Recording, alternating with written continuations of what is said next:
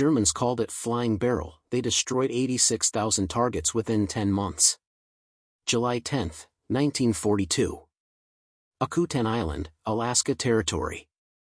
The binoculars trembled slightly as Machinist's mate Albert Knack peered through the PBY Catalina's observation window, his heart racing at what lay below in the marsh.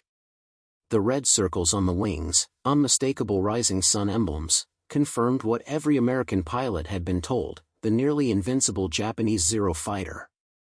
It sat upside down in the wet grass, apparently intact. Lieutenant William Thies, piloting the patrol plane, had become lost in the fog banks that shrouded the Aleutian Islands. By dead reckoning, he reoriented over the Shumagin Islands and chose the most direct route back to Dutch Harbor, directly over Akutan Island. A route rarely flown, a route that would change the course of the Pacific War. The Americans must be seeing things, Knack thought. No Japanese pilot would leave such a prize. For over a year, this aircraft had been the terror of the Pacific skies, the mystery weapon that had shredded American, British, and Chinese air forces with contemptuous ease. At Pearl Harbor, over the Philippines, across Burma, and Malaya, the Zero had achieved what seemed impossible: a carrier-based fighter that outperformed land-based interceptors. As Thies circled the crash site 3 times, marking the position carefully on his chart, neither man could have known they had just discovered what American historians would later call a prize almost beyond value to the United States. What they were about to recover would expose the most profound paradox in aircraft design philosophy of World War II. A paradox that would be written not in technical manuals, but in the lives saved and battles won through a single shocking discovery. The Zero's reputation had been built on a foundation of fear and respect. In the 7 months since Pearl Harbor, American pilots had encountered an aircraft that defied every assumption about Japanese industrial capability. Fast, maneuverable, and long-ranged, it dominated Pacific skies. In early engagements over China against obsolete Soviet-built fighters, Zeros achieved kill ratios as high as 12-1. In April 1942, a Japanese strike force that included 36 Zero fighters attacked Ceylon, shooting down 27 British aircraft for the loss of 5 Japanese planes. The official American strategy when encountering a Zero was simple and humiliating: run away. Avoid engagement. Do not attempt a dogfight. These orders came not from cowardice, but from brutal mathematics. American fighters that tried to turn with Zeros died. Pilots who attempted traditional aerial combat tactics against this nimble adversary rarely survived to report their mistakes. June 4, 1942. The same day as the pivotal Battle of Midway, 1,500 miles to the south, as part of Japan's complex operation to seize Midway Atoll, a diversionary force struck the Aleutian Islands to draw American attention northward. 19-year-old Flight Petty Officer Tadayoshi Koga launched from the Japanese carrier Ryujo as part of the second strike against Dutch Harbor. His Zero, serial number 4593, was part of a 3-plane section assigned to strafe the American naval base on an Alaskan island. Koga and his wingmen, Chief Petty Officer Makoto Endo and Petty Officer Tsubo Shikata, dove on the harbor with devastating effect. They shot down an American PBY Catalina flying boat and strafed survivors in the water. But during the attack, small arms fire from the ground struck Koga's aircraft. A bullet severed an oil line. Not catastrophic immediately, but fatal within minutes as precious engine oil sprayed into the Alaskan air. 25 miles east of Dutch Harbor sat Akutan Island, pre-designated by Japanese planners as an emergency landing field. A Japanese submarine waited offshore specifically to rescue downed pilots. As Koga's oil pressure dropped, he signaled his wingmen and turned toward Akutan. From above, the grassy flat looked perfect. Half a mile inland from Broad Bight, the field appeared solid, inviting, safe. Shikata, circling overhead, suddenly noticed water glistening between the grass stalks. He realized with horror that the ground was not firm, but marshland. He tried to signal Koga to make a belly landing, but it was too late. Koga had already lowered his landing gear and committed to a conventional landing. The Zero's wheels touched the grass and immediately sank into the soft mud beneath. The aircraft pitched forward violently, flipping end over end. It came to rest upside down, wings and fuselage nearly intact. Inside the inverted cockpit, Tadayoshi Koga died instantly, his neck broken by the tremendous impact. Endo and Shikata circled the wreckage, torn by conflicting orders. Every Japanese pilot carried explicit instructions to destroy any Zero that crash-landed in enemy territory. The aircraft's secrets were too valuable, its capabilities too important to allow capture. But Koga might still be alive. They could not bring themselves to strafe their friend. After several agonizing circles, low on fuel and with weather closing in, they turned west toward their carrier, believing a Japanese submarine would retrieve Koga soon. The submarine searched for hours but was driven away by the USS Williamson, an American destroyer patrolling the area. Koga's body remained in the cockpit. The Zero sat undisturbed in its marsh, invisible from standard flight paths and unknown to American forces. 1 month passed. Fog and rain concealed the prize. Then Albert Knack spotted what looked like a small aircraft through a break in the clouds. On July 11, Lieutenant Thies returned with a landing party. They approached the overturned Zero cautiously, weapons ready, unsure what they would find. Chief Aviation Pilot William Thies, an experienced Navy pilot assigned to the recovery team, waded through the marsh to reach the aircraft. He peered into the cockpit and found Koga's body still strapped in the pilot's seat. The recovery team stood in silence, studying the aircraft that had terrorized American pilots across the Pacific. Even inverted and damaged, the Zero possessed an almost predatory elegance, sleek lines, minimal protrusions, a design that whispered speed and agility. They photographed the wreckage from every angle, documenting their find before attempting recovery. Koga was removed from the cockpit and given a Christian burial nearby. Whatever their nation's conflict, he was a warrior who deserved respect. Then the real work began. The team carefully examined the Zero's structure, noting every detail. What they observed in those first hours would prove as significant as the test flights to come. The aircraft was remarkably light, not just in overall weight, but in every component. The skin felt thin under their hands, almost fragile. Thies tapped the fuselage and heard a hollow sound that reminded him of a tin can, not a combat aircraft. He looked for armor plating around the cockpit and found none. He searched for armored glass in the windscreen and found standard clear panels. He inspected the fuel tanks and discovered they were nothing more than simple aluminum containers with no self-sealing capability whatsoever. This was wrong. This contradicted everything American aircraft designers believed about fighter construction. Modern combat aircraft were being built with progressively more protection, armor behind the pilot's seat, armored glass windshields, self-sealing fuel tanks with rubber bladders that swelled shut when punctured. These features added substantial weight but saved pilots' lives.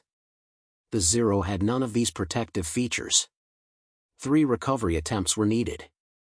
The Aleutian weather, notorious for sudden storms and impenetrable fog, frustrated initial efforts. On July 12, a recovery team led by Lieutenant Robert Kearns gave Koga a proper Christian burial, replacing the hasty grave from the day before. Then they attempted to recover the aircraft, but the delivery ship lost its anchors in the rough conditions. Finally, on July 15, a barge reached the site. Workers constructed a makeshift sledge to drag the Zero through the marsh to the beach. The aircraft, even waterlogged and damaged, weighed remarkably little. 6 men could maneuver it. The Zero was loaded onto the USS St. Mihiel and transported to Seattle, arriving August 1. From Seattle, it traveled by barge to Naval Air Station North Island near San Diego, California. The journey took the better part of a month. During that time, American intelligence officers pored over photographs, debating what they had captured. At North Island, the Zero was placed under 24-hour military police guard, not to prevent sabotage, though that was a concern, but to prevent souvenir hunters from dismantling the aircraft piece by piece. Every mechanic, every pilot, every engineer wanted a fragment of the legendary fighter. The guards had orders to shoot anyone attempting unauthorized access. Navy mechanics began the meticulous repair work. Experienced aircraft technicians approached the Zero with professional curiosity mixed with suspicion.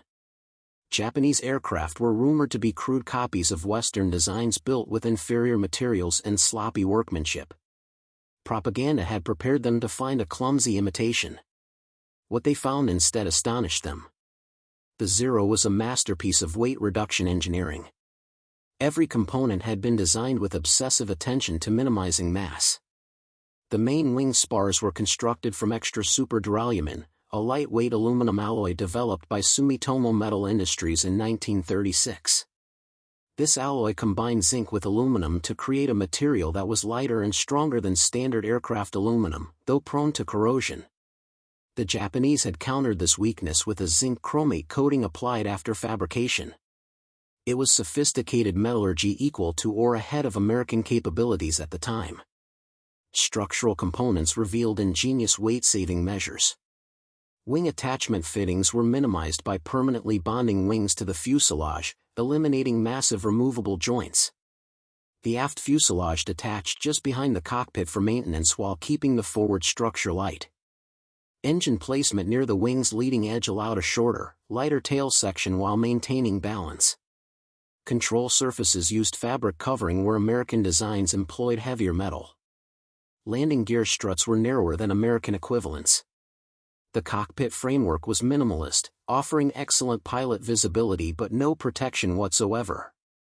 The repair team straightened the bent vertical stabilizer, rudder, wing tips, flaps, and canopy. The landing struts, sheared off during the crash, required complete replacement. The three-blade Sumitomo propeller was dressed and reused. Even damaged, it remained serviceable, testament to Japanese manufacturing quality. As repairs progressed, detailed measurements revealed the A6M2 weighed 5,555 pounds fully loaded. The Grumman F-4F Wildcat, America's primary carrier fighter, weighed 7,426 pounds.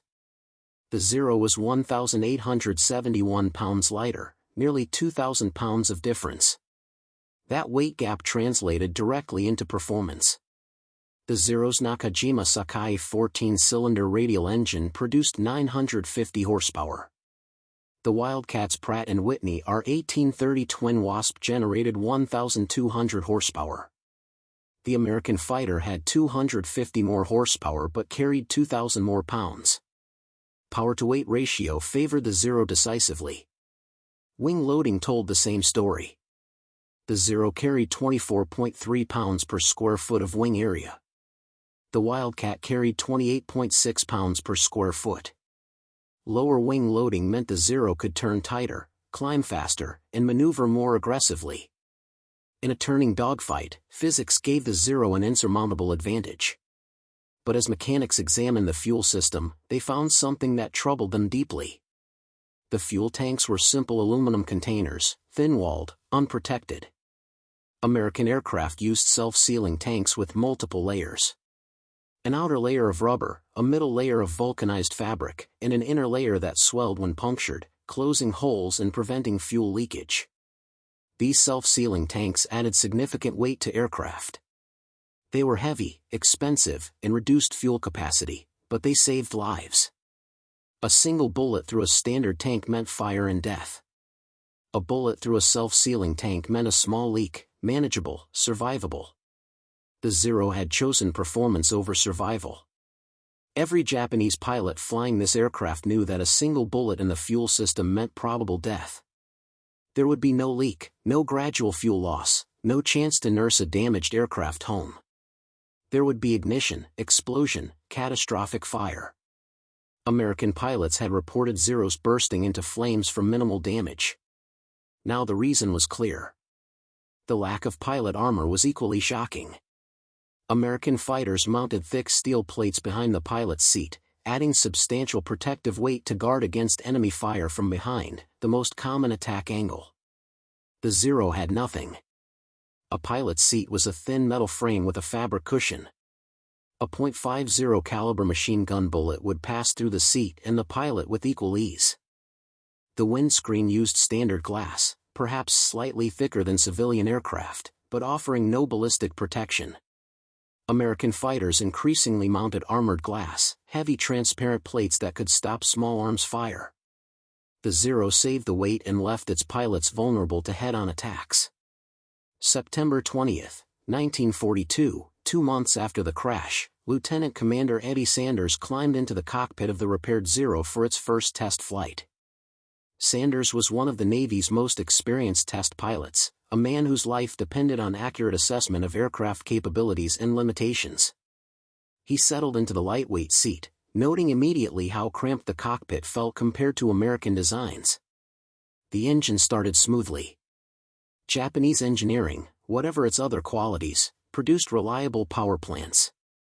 Sanders taxied carefully, aware that the narrow-track landing gear made ground handling tricky. He advanced the throttle and felt the aircraft accelerate with surprising eagerness. Takeoff roll was remarkably short. The Zero lifted off and climbed with an immediacy that startled him. At altitude, Sanders began systematic testing. He started with basic handling characteristics, level flight, gentle turns, climbs, and descents. The controls felt light, almost sensitive. Small stick movements produced immediate aircraft response. After years flying American fighters, the Zero felt like switching from a pickup truck to a sports car. He pushed the test envelope further. Maximum speed runs revealed the Zero could reach approximately 330 miles per hour, faster than the Wildcat, but not dramatically so. But then he attempted a hard roll at cruise speed. The ailerons, the control surfaces that produced roll, suddenly stiffened. Above 200 knots, rolling maneuvers became slow, requiring excessive force on the control stick. Sanders tried rolling left, then right. The aircraft rolled to the left much easier than to the right. This asymmetry would be crucial information for American pilots. In a dogfight, a Zero pilot would naturally prefer left rolls. Knowing this, an American pilot could exploit the tendency, forcing the Zero into right rolls where it was slower and less responsive. The next test was potentially lethal. Sanders put the Zero into a dive, then pulled hard on the stick to generate negative acceleration. The engine coughed, sputtered, and quit. Silence except for windstream. He was flying a glider at 3,000 feet over the California coast. Sanders maintained composure, leveled out, and the engine restarted. He repeated the test twice more with identical results. The Zero's float-type carburetor, which relied on gravity-fed fuel delivery, could not handle negative G-forces. Under negative acceleration, fuel flow to the engine stopped completely. This was the answer American pilots needed. When being pursued by a Zero, don't turn. Don't try to outmaneuver it. Instead, push the stick forward hard, diving with negative G-force. The American aircraft with its pressure-type carburetor would continue running. The Zero's engine would quit. In those crucial seconds of silence, an American pilot could open range and escape. Sanders flew 24 test flights between September 20th and October 15th. Each flight revealed new details. The Zero's famous maneuverability was real, but came with limitations. At low speeds, below 200 miles per hour, it could turn inside any Allied fighter. But at high speeds, above 250 miles per hour, it became stiff and sluggish. American fighters, heavier and more powerful, gained advantages as speed increased. The test data was compiled into technical reports distributed to every fighter squadron in the Pacific. Pilots read with intense interest about the enemy aircraft that had haunted their nightmares. The report confirmed what some experienced pilots had begun to suspect. The Zero could be beaten, not by fighting its fight, but by imposing a different type of combat. Commander John Thatch had already developed his famous Thatch Weave maneuver before the Akutan Zero was recovered, first using it in combat at Midway on June 4, 1942, the same day Koga crashed. Working from intelligence reports about the Zero's capabilities, Thatch devised a defensive tactic where two Wildcats flying side by side would weave toward each other when attacked, bringing pursuing Zeros into the hook plane sights. But the captured Zero validated and expanded his theories, providing precise data on the Zero's limitations that made American tactics even more effective. American pilots learned to fight Zeros using boom and zoom tactics, gain altitude advantage, dive at high speed, make a single firing pass, continue diving past the target, use superior speed to zoom back to altitude, repeat. Never get slow. Never try to turn with a zero. Use American advantages in diving speed, structural strength, and pilot protection. The captured Zero was flown against every American fighter type. Mock dogfights pitted it against Wildcats, P-38 Lightnings, P-40 Warhawks. Each engagement was filmed and analyzed. Pilots learned firsthand how to exploit the Zero's weaknesses, the ailerons freezing at high speed, the engine cutting under -G, the inability to dive as fast as heavier American fighters. But the most important revelation was psychological. The Zero was not invincible. It was an excellent aircraft, brilliantly designed for specific missions. But it had vulnerabilities. It could be defeated. American pilots who had felt outclassed and helpless now had answers. They had tactics. They had hope. Lieutenant Commander Eddie Sanders wrote in his report, "These flights covered performance tests such as we do on planes undergoing Navy tests." The very first flight exposed weaknesses of the Zero, which our pilots could exploit with proper tactics. Immediately apparent was the fact that the ailerons froze up at speeds above 200 knots, so that rolling maneuvers at those speeds were slow and required much force on the control stick. The knowledge spread through the fleet like wildfire. Fighter squadrons modified their training. New pilots learned boom and zoom before they ever faced a Zero in combat. Veterans shared the intelligence with relief and vindication. Their losses had not been in vain. The sacrifices of those early battles had bought time for this knowledge to reach them.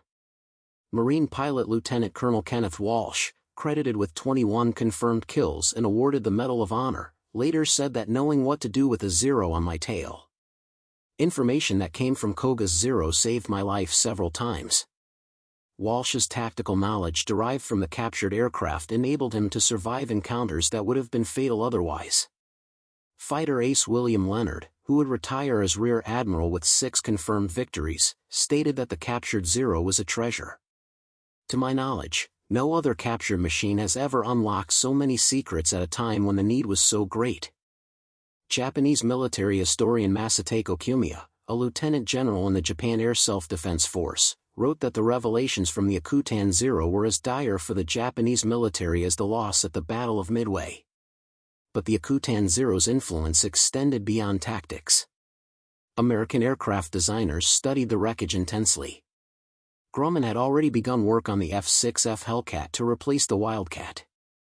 The Hellcat's design had been partially influenced by intelligence reports from pilots who fought Zeros at Coral Sea and Midway. The first production F-6F-3 made its first flight on October 3, 1942, just weeks after Sanders began testing the Akutan Zero. But the captured Zero provided hard data to validate design choices. The Hellcat that entered service in January 1943 incorporated lessons from understanding the Zero. It was faster with a maximum speed of 380 miles per hour. It had a rate of climb that matched or exceeded the Zero. It retained armor protection and self-sealing fuel tanks but was designed to fight Zeros on more favorable terms than the Wildcat could. The Hellcat also incorporated knowledge of the Zero's weaknesses. It was designed to excel at high-speed combat where the Zero struggled. Its powerful Pratt & Whitney R2800 double Wasp engine produced 2,000 horsepower, more than double the Zero's output. This power enabled boom and zoom tactics, allowing Hellcat pilots to dictate engagement terms. In November 1943, the Akutan Zero was displayed at Washington National Airport as a war prize during celebrations of the 25th anniversary of airmail service. Thousands of Americans viewed the aircraft that had terrorized the Pacific, seeing firsthand the enemy fighter their sons and brothers faced in combat. The Zero looked sinister, predatory, dangerous. Few viewers understood that they were looking at the physical embodiment of a fundamentally different design philosophy. In 1944, the Zero was recalled to North Island for use as a training plane. New pilots flew against it, learning its capabilities and limitations in controlled combat. A Model 52 captured during the liberation of Guam joined it for training purposes. American pilots who would face Zeros over the Philippines, Iwo Jima, and Okinawa first fought the Akutan Zero in California skies, building experience and confidence. The contrast between American and Japanese aircraft design philosophy became starker as the war progressed. American designers continuously improved fighter protection. The F-4U Corsair, entering service in 1943, featured armor, self-sealing tanks, and overwhelming power from its 2,000 horsepower Pratt & Whitney R2800 engine. The P-38 Lightning mounted twin engines and heavy armament while protecting its pilot. Japanese designers attempted to add protection to later Zero models. The A6M5 variant, introduced in 1943, included a 55mm armored glass windscreen and an 8mm armor plate behind the pilot's seat. But these additions increased weight without corresponding power increases. The Nakajima Sakai engine remained limited to around 1,000 horsepower. Weight increased 28%. Horsepower increased only 16%. The later Zeros were slower, less maneuverable, and less effective than the A6M2 that Koga had flown. Japanese engineers had tried to adopt American protection philosophy but lacked the powerful engines needed to maintain performance with the added weight. The result was a fighter that had lost its primary advantage without gaining compensating strengths. By 1944, American fighter pilots dominated Pacific skies. The Great Marianas Turkey Shoot in June 1944 saw devastating Japanese losses.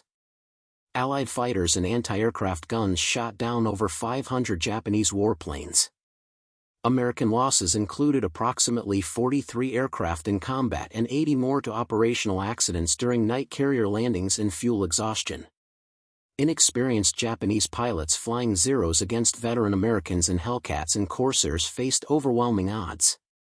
Japanese pilot attrition was catastrophic. The experienced aviators who had attacked Pearl Harbor, who had dominated the early Pacific campaigns, were being systematically killed in aircraft that could not protect them. Japan's training pipeline could not replace them fast enough. Replacement pilots had less training, less experience, less chance of survival. The quality gap widened month by month. In October 1944, during the Battle for the Philippines, Zeros began to be used in kamikaze attacks. When aircraft could no longer compete in conventional combat, they became guided missiles. Pilots were ordered to crash their aircraft into American ships.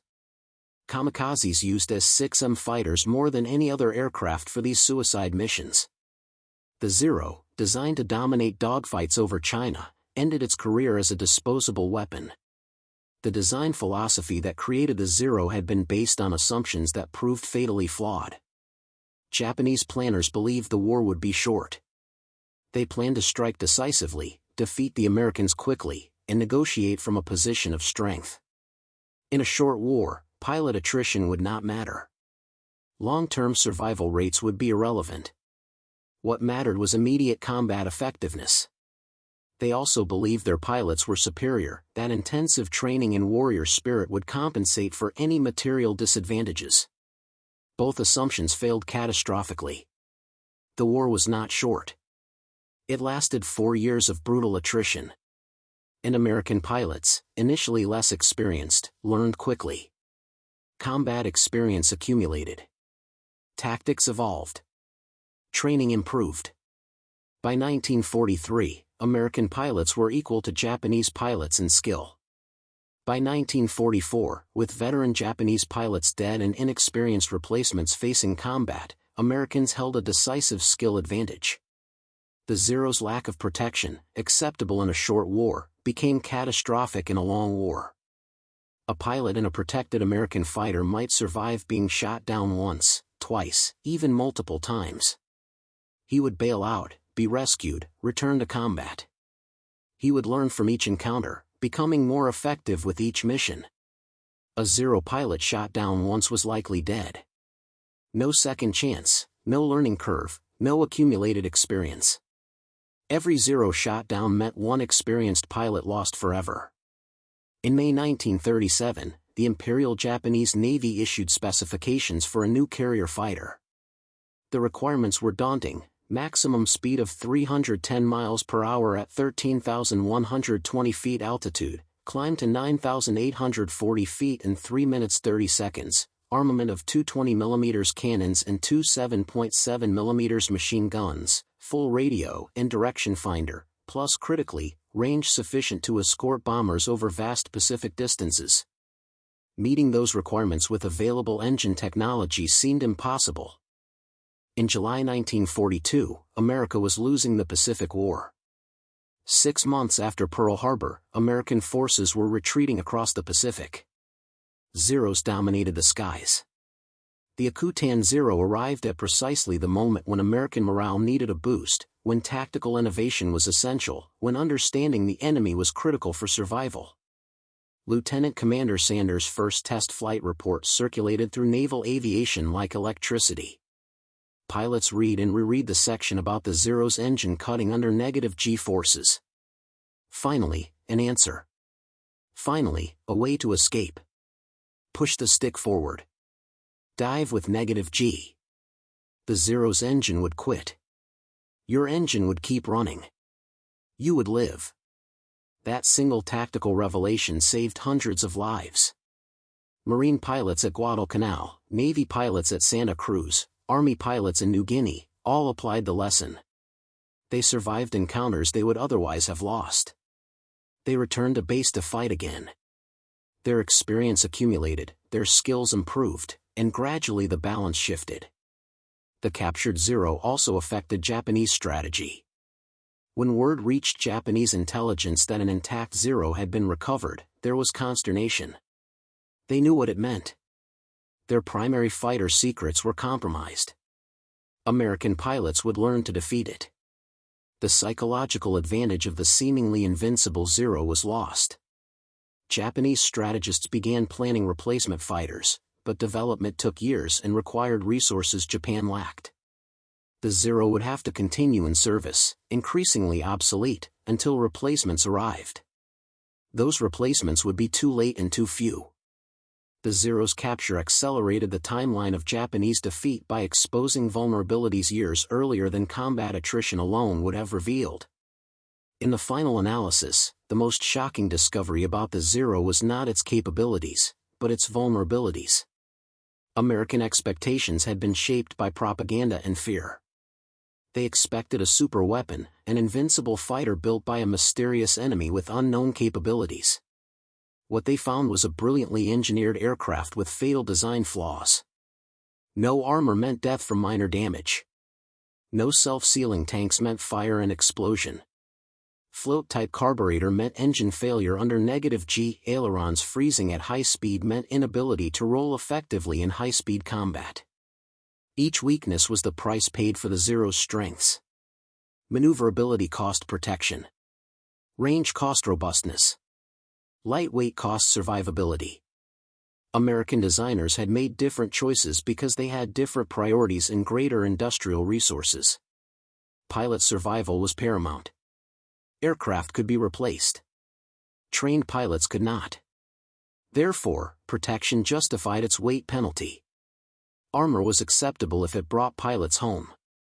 Self-sealing tanks were mandatory despite reduced fuel capacity. Rugged construction was required even if it reduced performance. These choices reflected American industrial and cultural values. America had the industrial capacity to build more aircraft and train more pilots. They could afford to make aircraft heavy and expensive if those aircraft kept pilots alive. Japan could not afford this approach. Limited industrial capacity meant aircraft needed to be simple, lightweight, and quick to produce. But that approach, rational in the short term, proved catastrophic in the long term. The story of the Akutan Zero became more than a war tale. It became a case study in design philosophy, cultural values, and strategic thinking. Every aircraft embodies the assumptions and priorities of its designers. The Zero embodied Japanese assumptions about war, combat, and the nature of conflict. American fighters embodied different assumptions about industrial capacity, pilot value, and long-term strategy. The clash between these philosophies played out across